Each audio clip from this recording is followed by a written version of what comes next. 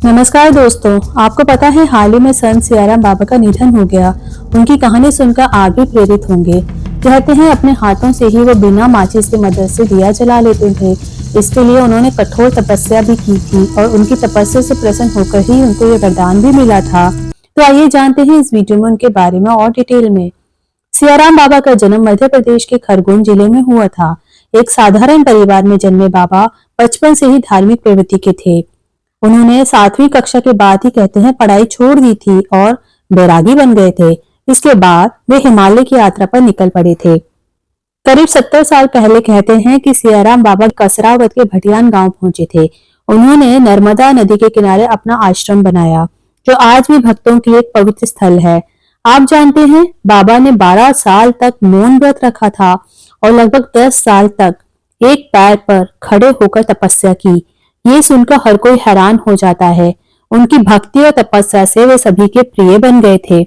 साथ ही बाबा मां नर्मदा और भगवान राम के परम भक्त थे। बाबा का जीवन कितना साधारण था ये जानकर आपको विश्वास नहीं होगा। वे हमेशा लंगोटी पहनते थे और अपना सारा काम खुद करते थे। चाहे बारिश हो, गर्मी हो, सर्दी हो, कोई भी मौसम हो, उनके शरीर में सिर्फ एक लंगोट ही होता था। इसी को वो हमेशा धारण करते थे। अपना सारा काम आप देखते होंगे कि उनकी कई सारी वीडियोस भी ऑनलाइन आप देख सकते हैं। उसमें देखेंगे कि वो अपना काम खुद ही करते थे। यहाँ तक कि स्वयं अपना खाना खुद बनाते थे। और दान में वे अधिकतम 10 रुपए ही स्वीकार करते थे और ये धन भी वो नर्मदा घाटों के विकास और धार्मिक कार्यों में लगाते थे। नर्मदा नदी से उनको बहुत ज्यादा लगाव था। बाबा की उम्र को लेकर के अलग अलग बातें कही जाती हैं। कोई उनमें 103 साल के, कोई 110 साल का बताते हैं।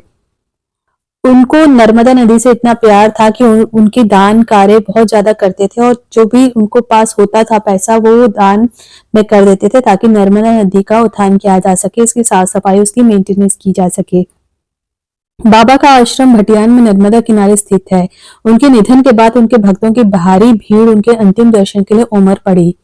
हाल ही में उन्हें निमोनिया हो गया था। उसी के इलाज के लिए वो अस्पताल में भी भर्ती हुए थे, लेकिन उनकी इच्छा थी कि वो अपने आश्रम लौटें।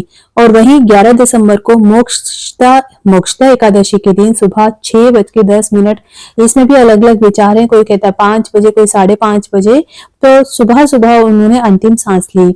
हालांकि उनकी मृत्यु का समय और उम्र को लेकर अलग अलग जानकारी मिलती है।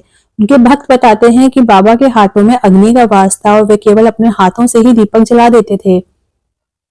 आपको पता है कि बाबा ने हमें क्या सिखाया? बाबा ने हमें सिखाया कि सादगी और तपस्या से जीवन को महान बनाया जा सकता है। उनके निधन पर मुख्यमंत्री मोहन यादव और अन्य गणमान्य लोगों ने शोक व्यक्त किया। बाबा की शिक्षाएं आज भी हमें प्रेरित करती हैं। बाबा के भक्त दूर दूर से उनके दर्शन के लिए आते थे। उनके कई चमत्कारी घटनाओं का जिक्र करते हैं। कहते हैं कि बाबा दिन में एक बार रामचरितमानस का पाठ जरूर करते थे। वो हनुमान जी के सच्चे भक्त थे और श्री राम नर्मदा माँ को बहुत मानते थे। बाबा ने अपनी साधना के दौरान करीब 2,57,00,000 रुपए नर्मदा कल्याण के लिए दान भी किए थे, ऐसा कहा जाता है। संत सियाराम बाबा का जन्म बहुत ही लो मिडिल क्लास में हुआ था, लेकिन उन्हें अपने कार्यों से, अपने कर्मों से काफी अच्छी जगह बना ली थी और दुनिया भर के लोग उनसे मिलने आते थे। उनके भक्त हर एक जगह पर उपस्थित थे। उनकी कहानी हमें सिखाती है कि सादगी और परोपकार से समाज को बेहतर बनाया जा सकता है।